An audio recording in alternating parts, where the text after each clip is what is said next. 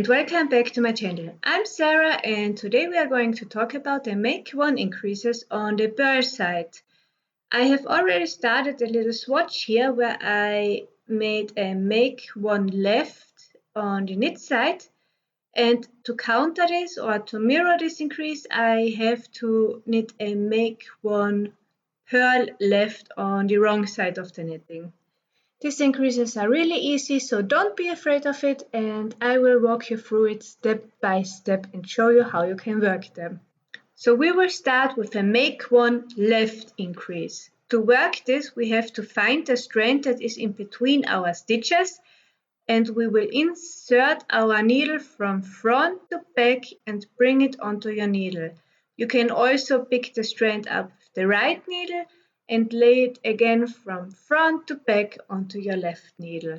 When a loop on your needle points to the left side, you know you have to work a left leaning increase. So we need to work the stitch through the back loop. So we have to work a purl increase through the back loop. I know this can be really uncomfortable, but take your time and go through it slowly. You have all the time in the world. So insert your needle through the back loop of this loop on your needle and then purl it. By knitting your stitch through the back loop, you're going to twist your stitch and you're closing any potential holes in your fabric. Let's work it again.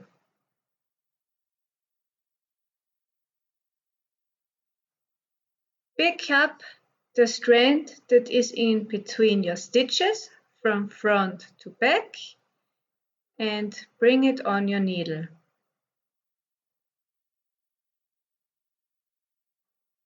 Then you're going to purl the stitch through the back loop.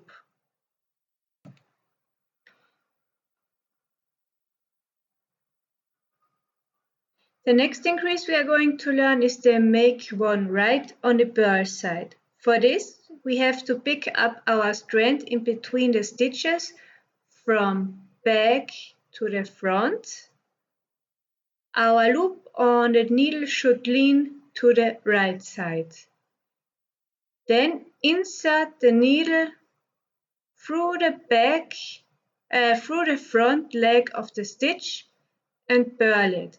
This increase is so much easier than the make one left increase on the Purl-Side, because you just pick up your strand and then you purl it like a regular stitch. Let me show you again. Pick up the strand in between your stitches from back to front.